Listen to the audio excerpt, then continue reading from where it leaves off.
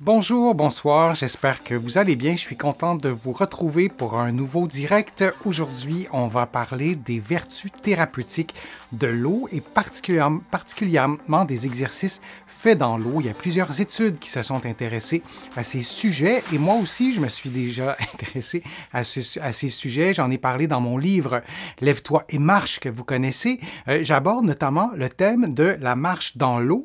En quoi est-ce bénéfique? Comment on peut utiliser la marche dans l'eau, notamment pour prendre soin de ses articulations? Alors, c'est un sujet qui me passionne et je pense que c'est intéressant d'en parler et d'en parler sur toutes ses coutures.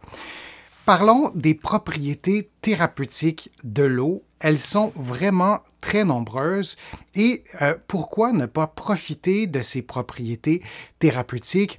Et on a presque tendance à oublier cet environnement aquatique qui est bénéfique pour tant de choses pour notre santé physique, notre santé mentale. Et donc, je voulais vous parler de ces propriétés physiques. Et ce qui détermine les propriétés physiques, ce sont notamment, c'est plutôt cette caractéristique de l'eau qui est vraiment plusieurs fois, qui est 800 fois plus dense que l'air. Et à cause grâce à cette propriété, donc l'eau est 800 fois plus dense que l'air, eh bien, on peut en profiter pour prendre soin de sa santé, pour prendre soin de ses articulations. Et une de ces propriétés, c'est la viscosité. Alors, lorsqu'on bouge l'eau avec notre main ou peu importe le membre, on a une viscosité, on a une certaine résistance qui varie d'ailleurs selon la vitesse. Alors, c'est une propriété thérapeutique lorsqu'on fait des exercices, mais aussi lorsqu'on veut soulager la douleur. L'autre propriété thérapeutique aussi, c'est la flottabilité. Alors, on n'a pas besoin d'en parler longtemps. On peut flotter sur l'eau, mais ce que ça a comme effet aussi, c'est que ça diminue la gravité, les effets de la gravité sur nos articulations. Ça diminue donc le poids sur nos articulations. Il y a moins d'impact si on court, par exemple, dans l'eau, si on saute dans l'eau et on a une bonne partie de notre corps qui est immergé. Alors, la flottabilité, c'est un élément absolument essentiel dans les propriétés thérapeutiques de l'eau. Il y en a une autre aussi propriété, c'est la force d'entraînement. Alors, lorsque l'eau bouge, si on est à un endroit où il y a du courant aussi, on nous verse de l'eau sur la tête ou lorsqu'on prend notre douche, il y a une force d'entraînement. Et lorsqu'on regarde des chutes, ici au Canada, on a les chutes Niagara, pour ceux qui les ont déjà vues, et il y en a d'autres chutes ailleurs sur la planète, mais c'est vraiment très, très impressionnant de voir cette force d'entraînement. Alors, on peut en profiter dans un contexte thérapeutique. Par exemple, lorsqu'on est immergé, on est dans l'eau pour la majorité de notre corps, eh bien, l'immersion ralentit nos déplacements vers l'avant d'environ 70%. Donc, si on n'y pense pas trop et on marche naturellement, on marche beaucoup moins vite et les déplacements latéraux sont réduits aussi de 57%, ce qui est quand même assez important. Et si on effectue des sauts, eh bien, là aussi, on a moins de poids sur les articulations, mais on a aussi moins de poids sur la colonne vertébrale et sur les membres inférieurs. Et là aussi, dans un contexte thérapeutique, on a vraiment des bienfaits. Une autre propriété thérapeutique, c'est, vous l'avez deviné, la pression hydrostatique. Et ça, c'est un atout vraiment très précieux qui est sous-estimé parce que ça ne se voit pas très bien comme la flottabilité. Et en quoi ça consiste? C'est qu'il y a une pression lorsque notre corps, lorsque nos genoux, nos chevilles, peu importe l'articulation, donc cette articulation-là est dans l'eau, eh bien, on a une enveloppe aquatique qui fait en sorte qu'on a une pression. Alors, si on a de l'édème, si on a de l'enflure autour du genou ou de la cheville, bien la pression de l'eau fera en sorte de mimer un peu l'effet d'un bandage élastique. Alors, ça sera un peu comme si vous aurez un bandage élastique, mais ce sera l'eau, l'uniformité de l'eau et cette pression hydrostatique qui permettra de faire profiter cette articulation où il y aura de l'édème, de lui donner une véritable thérapie en quelque sorte. Donc, ça peut activer la circulation du sang aussi, cette pression hydrostatique, ça peut atténuer les gonflements articulaires et aussi réduire les tensions sur les articulations.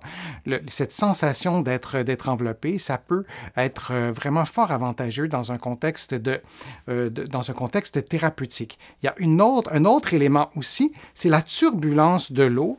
Bon, c'est une propriété qui s'approche d'autres propriétés dont je vous ai parlé il y a quelques instants, mais la turbulence de l'eau fera en sorte, par exemple, de relâcher vos muscles. Si vous vous placez près d'un jet d'eau dans un spa, bien, ça fera comme un massage. Évidemment, on ne se sert pas que de ça pour traiter en thérapie, par exemple, mais la turbulence de l'eau, c'est une propriété qui est vraiment très, très intéressante pour détendre notamment les muscles. La température de l'eau, puisqu'elle est modifiable, ça aussi, c'est un avantage.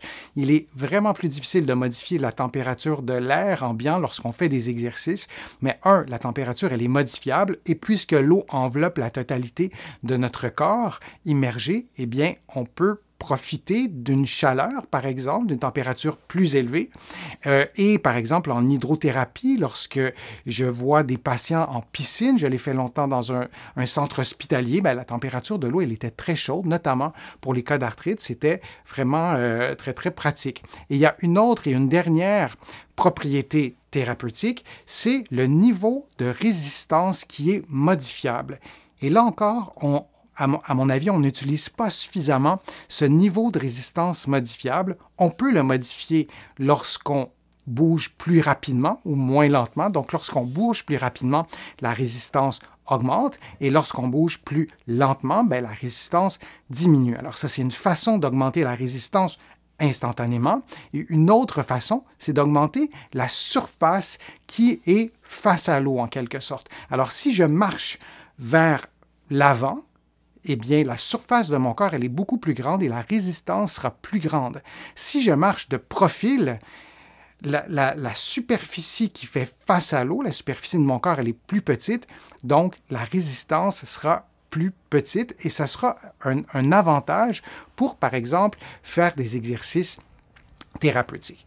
Alors, c'est sept avantages thérapeutiques qui sont vraiment uniques à l'eau. Je vous les remontre en gros plan. C'est intéressant de s'en souvenir pour pouvoir en profiter, pour pouvoir peut-être tirer avantage de 1, 2, 3 propriétés thérapeutiques de l'eau.